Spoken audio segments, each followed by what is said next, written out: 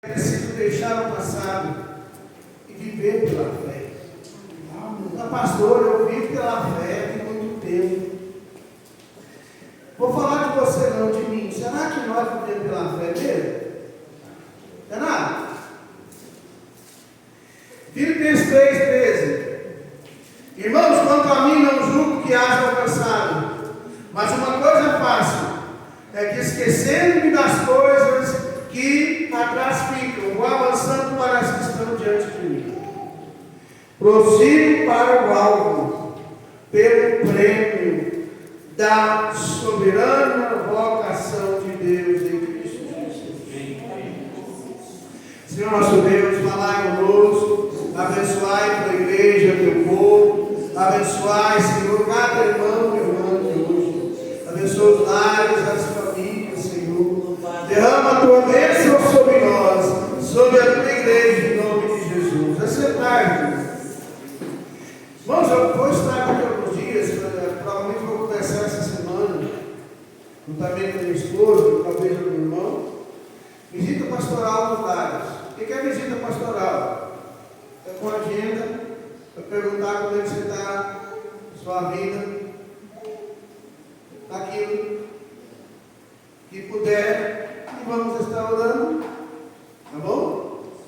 Amém. Glória a Deus. Filipenses 3,13, irmãos.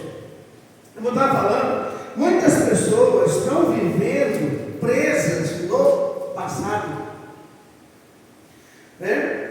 E alguns carregam o peso dos pecados lá no seu passado. Ele carrega o peso do seu fracasso, da sua derrota. Falando de fracasso e derrota, já pensou aquele jogador que perdeu o pênalti?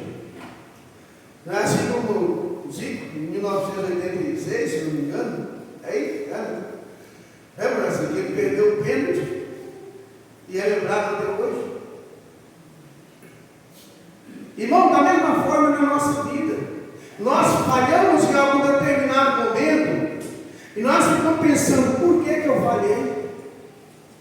Por que eu errei? Por que eu caí nesse problema? Por que eu entrei nesse buraco? Né? Só que, no entanto, Deus está te chamando hoje para você olhar para frente.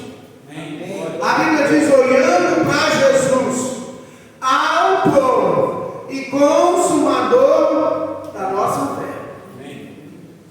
Deus te chama para quê? Para você deixar o passado e seguir em frente pela fé. Quem gosta de ver um filme bom que vai ter uma história interessante? Tem um filme que toda a família pode ver, que é A Família do Futuro.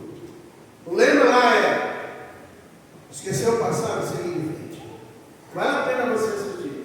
É desenho, você vai gostar. O menino quer mudar a sua história e ele entendeu: eu só vou mudar a minha história se eu esquecer o passado. O meu passado está me escravizando. Então, quem vive preso ao ontem, dificilmente vai experimentar as alegrias do hoje e as alegrias que Deus tem preparado para amanhã. Não? E você não vai desfrutar do que Deus está preparando para você amanhã, porque você só fica lembrando do seu passado. A vida cristã, irmão, não é vivida de lembranças do passado, mas da confiança nas promessas de Deus. Promessas essas que todos nós temos em mão, em a Bíblia. Promessas para mim e para você. Promessas que nós não podemos deixar de lê-las nos momentos de angústia e de dificuldade. Como mesmo o apóstolo Paulo diz em Filipenses 4, verso 6: não estejais ansiosos por coisa alguma. Então essa é uma promessa que Paulo fala: olha, igreja do Senhor de Filipos, não esteja ansioso, preocupado, mas no mesmo verso diz: mas em tudo sejam conhecidos diante de Deus. Coloque Filipenses 4, 6: pela oração súplica as vossas petições. Então você não vai se apegar a uma promessa que está falando que eu não posso andar ansioso por motivo algum. Pelo contrário, eu vou fazer o quê? Que todas as vossas solicitações sejam declaradas na presença de Deus. Sabe o seu sonho, o seu projeto? Pega ele. Não fala com o vizinho, não. Não fala com a esposa, com o pai, com a mãe. Vai lá e põe no altar. Pede a bênção do pai. Aleluia. Então, porque no passado, irmãos, no passado, não pode definir o nosso futuro. O apóstolo Paulo teve um passado muito difícil. Estava estudando, lendo agora, relendo algumas coisas sobre a infância de Paulo. Porque Paulo foi criado em Tarso.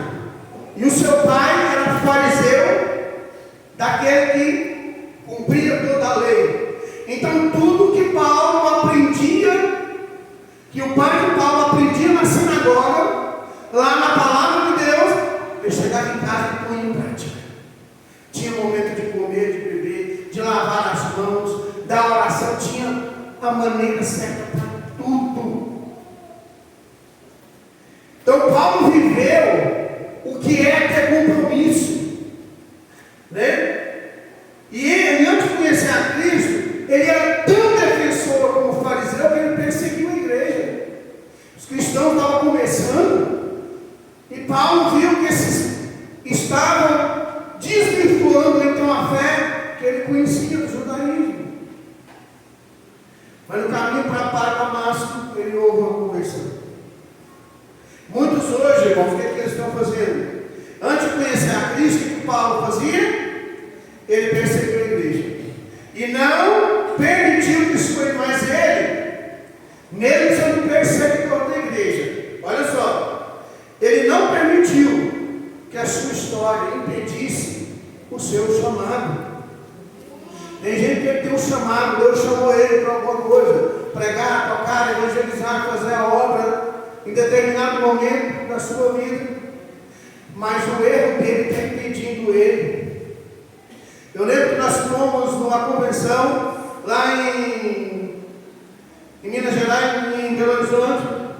Na época, o nosso superintendente internacional era o pastor Natanael Roxo. E eu lembro quando ele foi ministrar ali, daquele estado lá, o Mineirão. Não, Mineirão e o Mineirinho, eu estava no Mineirinho. Eu estava no Mineirinho ali, estava ao lado do Mineirão. Acho que foi em 95, 96, minha esposa estava para Anápolis, se não me engano, para dar luz ao Caçulinha, né, ao Micael. Então eu fui sozinho, com os irmãos, com alguns pastores. E lá ele falou assim, que esse pastor ele evangelizou um amigo durante muito tempo. Eu já contei esse testemunho aqui, e aquele amigo dele foi muito ruim no passado, levou uma vida de muito pecado, cometeu muitos erros, ele achava. E seu amigo, então, na época, o pastor Natanael, tentando ensinar para ele aceitar Cristo. Um dia lá estava acamado, lá no quarto final da vida. Chamou Natanael lá, não quero falar com ele. Chamou ele. E diz antes de ele contava, Senhor, sabe por que eu nunca aceitei ser batizado das águas? Nunca aceitei a Jesus Cristo, porque eu não me acho digno pelo aquilo que eu fiz. Ele estava impedindo de receber a bênção, porque ele se achava pecador demais. Porque acha que Cristo ter morrido na cruz por ele. Né? É como um pecador chega na igreja, o que você tem que fazer? Você tem que ir lá e abraçar ele.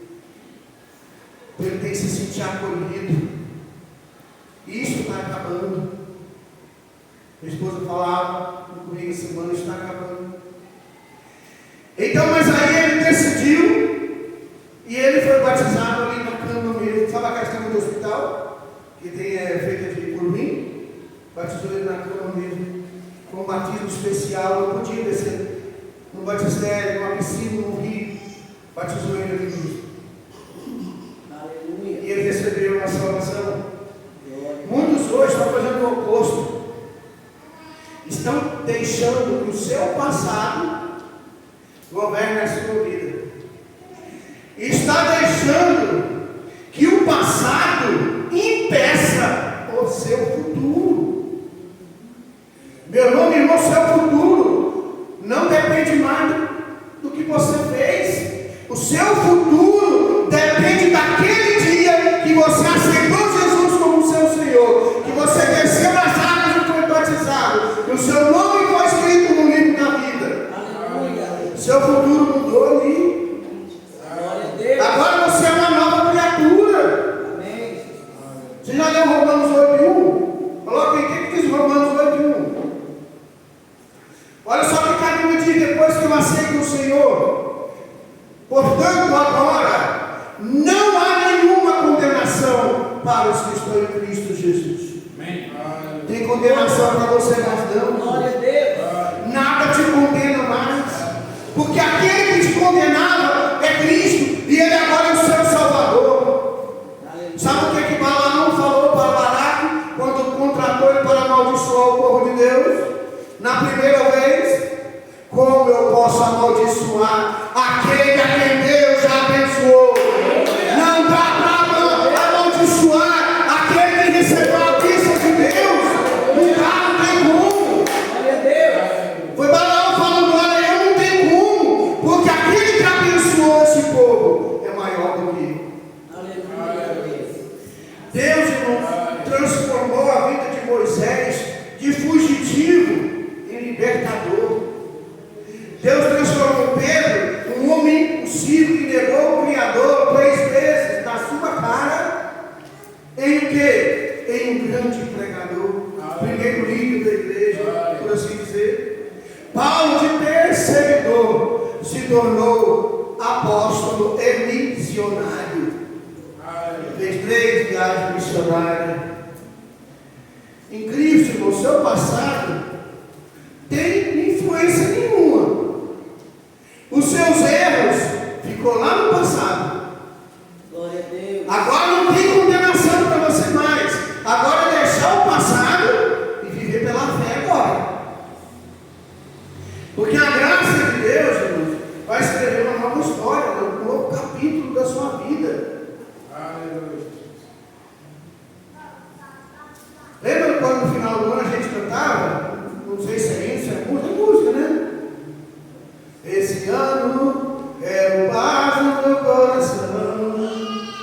Quem quiser ser um amigo que me dê a luz. A gente fazia tanta promessa e no final não fazia, não cumpria nada. Pelo menos eu era assim, não sei você. Deus, quando Ele promete, Ele faz. Quantos aqui estavam nas drogas? O Senhor trouxe, limpou ele, deu lá uma família, deu saúde. Quantos não estavam condenados à morte? Hoje não está vivo, transformado, viu filhos e netos, bisnetos. Sabe por quê? Porque Deus é Deus, Ele transforma vidas. Ele não olha o seu passado, tem uma história para você ainda. Glória a Deus. Lembra que quando meu filho estava ministrando aqui no Encontro de Casais, ele tentou tirar a sua vida. Deus falou: não é a hora ainda. Tem um ministério para você, tem um chamado para você, tem almas que vai ser preciso de transformação. Aleluia. Então, ainda não é sua hora. Eu preciso, irmãos, agora essa parte aqui é interessante. Olha só, deixar no passado, porque o negócio é deixar o passado no passado. Segundo, antes de falar aqui, vou falar uma teoria com o Dr. Augusto Cury, que é cientista, médico, psiquiatra, e ele é estudioso da mente. E ele criou muitas teorias, delas que são comprovadamente.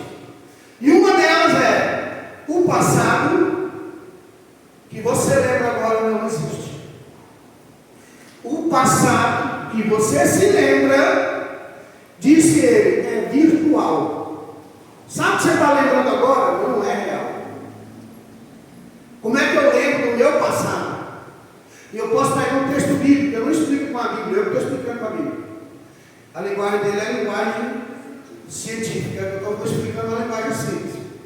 Você vai remontar o seu passado, dizendo ele, com as emoções do agora, lembrando do passado.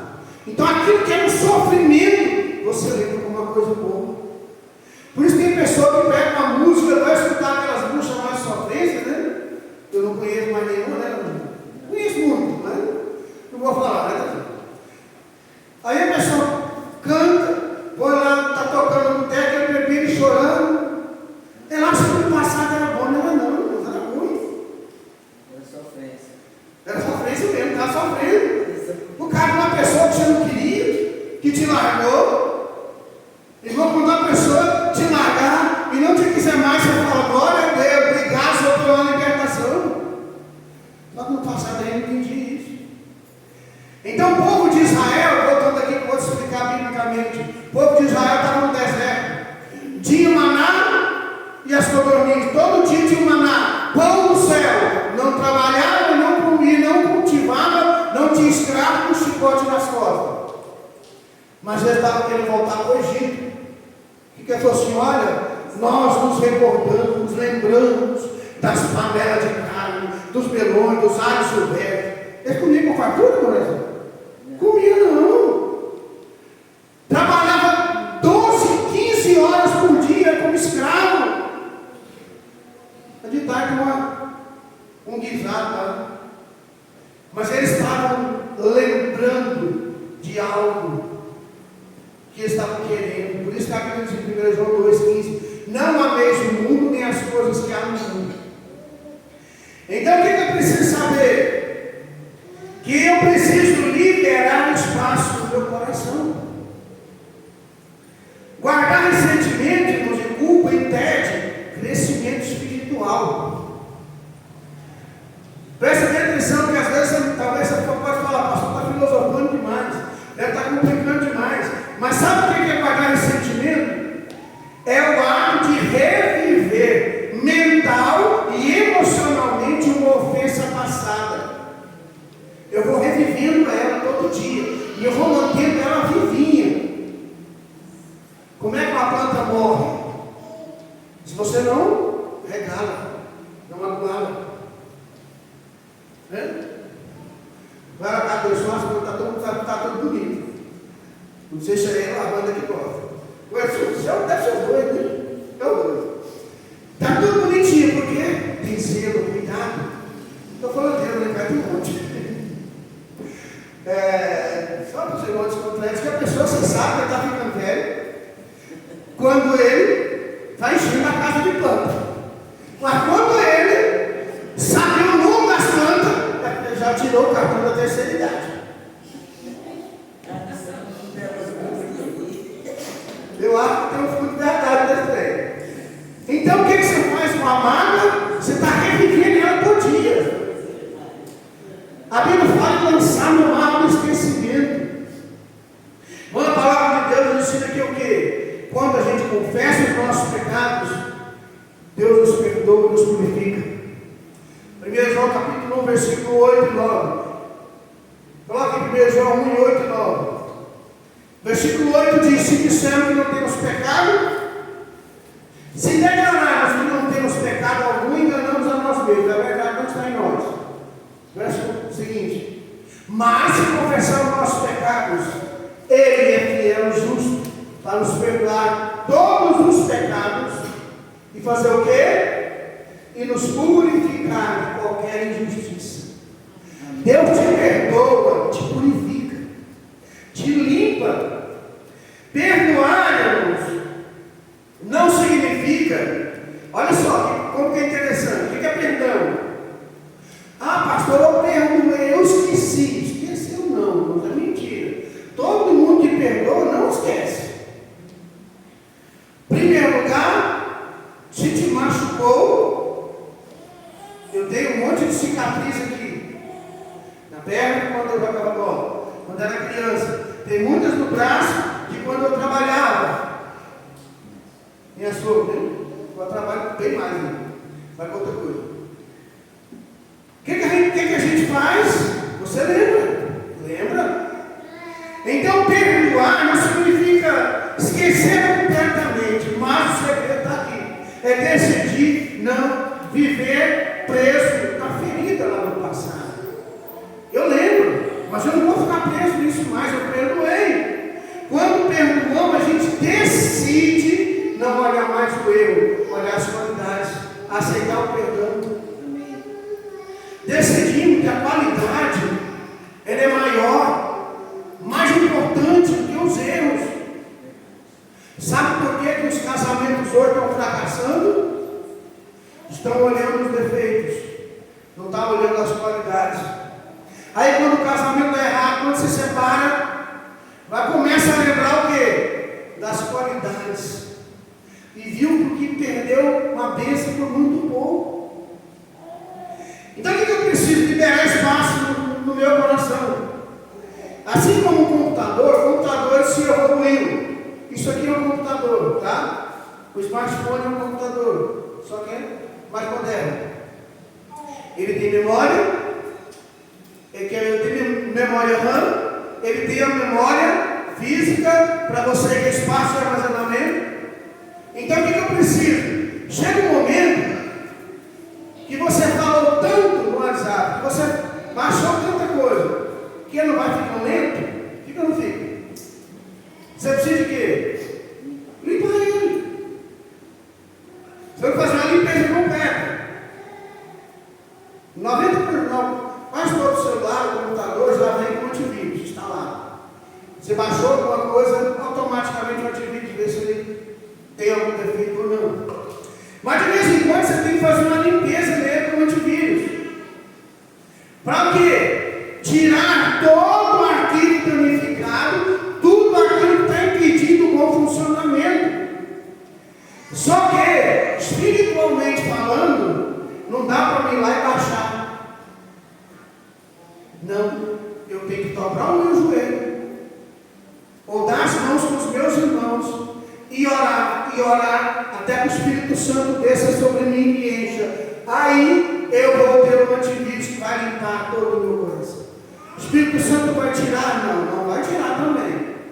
Ele vai começar a falar para você: olha, não fica falando isso, para de xingar, para de fazer isso, para de andar dessa forma, daquele outro, lê mais a Bíblia, ora mais. Mas a gente acha que isso é coisa da nossa cabeça, e não é. É Deus falando com você. Amém. Então, amar ocupa muito espaço no ressentimento velho. Tem pessoas que adoecem. Eu estou falando de virar doença grave, mágoa no coração. Alguns chegam a falar até que dá câncer. Não sei se chega tanto. Tem teoria para tudo. Mas as pessoas carregam tanta mágoa no coração que ele fica podre por dentro. A pessoa só tem coisa ruim para falar. Já viu aquela pessoa quando você está perto dele? Tudo que ele fala, tudo que ele faz, você toca num assunto bom. Ele fala algo ruim, mas não fala. É a pessoa magoada. Ele tem mágoa no seu coração. Ele está cheio de mágoa. Por quê? Porque ele não consegue perdoar determinadas coisas. Então preciso deixar que o Espírito Santo limpa a minha vida, dirija meus passos. Porque o negócio é deixar o passado lá no passado e vir olhando para frente e viver a minha fé. Coloca Isaías 43, 18. A fé olha para frente. Não lembrei das coisas passadas, nem considereis as antigas. A Bíblia diz em Colossenses 1: Cristo em vós, a esperança da glória. Então a esperança do crente é Cristo. A Bíblia diz: a bênção do Senhor enriquece. Quer se abençoar? Busca Deus. Então a fé vai gritar no seu coração. Uma vez que chama o Espírito Santo, tirou a mágoa, o Espírito entrou na sua vida, o Espírito vai gritar no seu coração: Deus ainda faz milagres. Ele vai gritar: Deus ainda abre portas. Aleluia. Deus ainda cura. Glória a Deus. Ele ainda restaura as famílias. Ele transforma vidas. Lembra quando o apóstolo Paulo diz: nós temos a mente de Cristo? Sabe o que é isso? Paulo, quando ele chegou a um estágio tão grande da sua fé, falou assim: olha, quem aceita o Senhor, Deus tira aquela mente dele, coloca a mente de Cristo na vida dele. Tira um servo que gosta da droga, põe um que gosta da palavra de Deus. Um que gostava da prostituição, o outro que gosta de cultuar e adorar o Senhor. Então Deus vai mudando os hábitos das pessoas de dentro para fora. Mas para isso acontecer, você tem que prosseguir para o alvo. Amém. Aí agora é que está o problema, né? Prosseguir para o alvo. Quem deseja vencer precisa continuar caminhando, viu? Você não pode parar por causa das críticas. Ah, falou de mim. Irmão, em primeiro lugar, nós não somos políticos. Tudo que falou para mim eu vou processar. Não. Nos pode falar mesmo.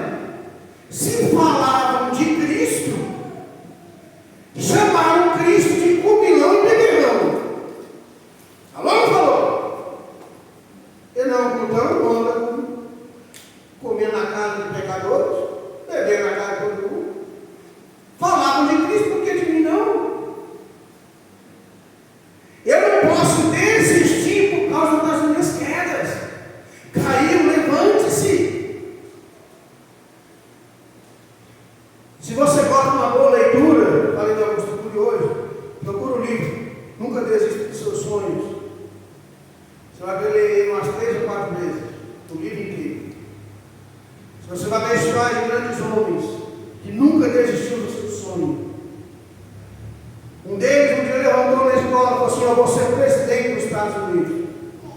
Riram daquele menino. Fizeram chacota na cara dele.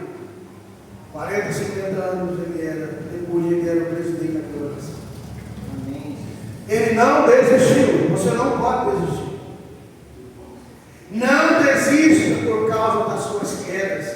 Não permita que o passado seu roube o seu futuro. Viu? Moisés, quando Deus chamou ele ficou com medo por causa do passado dele. Ele ficou 40 anos no Egito e no finalzinho dos 40 anos no deserto, ele estava em paz com a sua esposa, com a sua família, pastoreando as ovelhas do seu Senhor. Ele ia para o pasto lá, fazia, cultuava o Senhor, lá ele teve paz e tranquilidade. No finalzinho dos 40 anos aparece o Senhor para ele numa sarça, um espinheiro. Espírito bravo. E ele falou assim: eu vou chegar ali e ver o que é essa maravilha, porque a sarça tem fogo nela, mas ela não se queima. Quando ele foi se aproximando, ouviu uma voz: tira a sandália dos teus pés, porque o lugar que você está é terra santa. E Deus pegou para a história e falou com ele, ia mandar ele lá para o Egito, para libertar o povo de Israel. Falou: o Senhor manda o outro, eu não.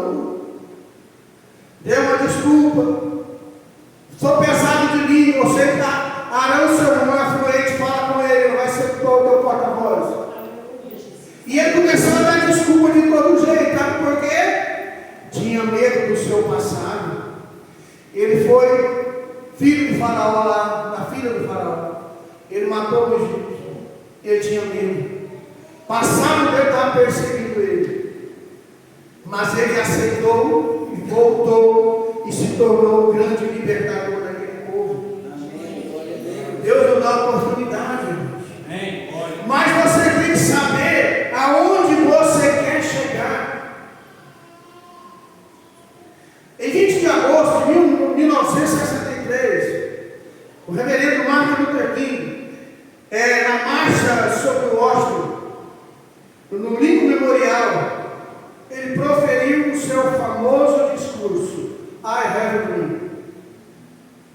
discurso muito famoso de Martin Luther King, talvez o mais famoso. Esse momento histórico marcou a luta pelos direitos civis nos Estados Unidos. Então, naquela noite, ele proclamou naquele dia: I have a dream, ou seja, eu tenho um sonho. Qual que era o sonho dele? Qual que era o sonho? Ver uma nação justa, ver uma nação livre e que ele pudesse exercer sua fé. Uma nação livre entre negros e brancos pudessem ser iguais. Então ele proferiu: I have a dream, eu tenho um sonho. Pois esse sonho, hoje quem está dizendo I have a dream é Deus. Não é eu, não é você. Deus tem um sonho. Aleluia. De ver uma igreja missionária aqui em Catalão. Uma igreja que vá, como estava orando antes de começar o culto, nas cidades, para abrir congregações, para abrir ponto de pregação para evangelizar esta cidade. Deus tem um sonho de ver um povo santo, ver um povo que sabe cumprir Lucas 6,38 na ponta da língua, tratar o outro da maneira que quer ser tratado. Eu preciso então entender: Deus quer um povo que tenha mais comunhão, povo mais educado, povo que dá mais atenção. Leia o Evangelho de João capítulo 4. Cristo fala: era necessário passar por Samaria. Irmão, não era caminho, não era dar uma volta bem grande. Mas Cristo falou assim: olha, lá tem uma mulher desprezada, maltratada. Mas ele dizia consigo mesmo, não está na Bíblia, eu estou falando isso. Ele dizia: eu quero fazer daquela mulher a primeira missionária da história. Aleluia. E a primeira mulher a anunciar a palavra de Deus não foi os apóstolos, uma mulher, a primeira pessoa. Ela foi lá na aldeia do Samaritano e falou assim: olha, achei um homem de igual dizem os profetas do passado, me contou toda a minha história. Porventura seria esse o Messias, o Cristo? E quando Cristo, aqueles homens, depois de alguns dias que Cristo estava lá, sabe o que aqueles homens falou para aquela mulher: nós agora cremos, não é porque você falou, é porque nós vimos e ouvimos. Nós viemos aqui e vemos e ouvimos que esse é realmente o Salvador. Amém. Engraçado que para todo mundo Jesus falava com parábola. Com a mulher não. Ela falou assim: irmão, olha, diz a palavra, nossos pais disseram que esse monte é lugar de adorar, que vai vir o Messias. O que Cristo falou? Sou eu que falo contigo. Eu sou o Messias. Por que com a mulher foi diferente? Porque ela estava ardente, ela queria ser liberta, ela não ia discutir, ela creu na hora. Tem gente que você prega o Evangelho, ele crê na hora. Aleluia. Ele é transformado na hora. O pastor Tomar contou um testemunho desse aqui. Irmão, chegou na igreja, estava cantando e tocando, ele foi para lá e na época lá, ele começou a tocar e cantar com o cabelo branco, tudo bagunçado. No culto seguinte, ele já estava todo transformado, porque ele aceitou, foi na hora, a transformação foi imediata.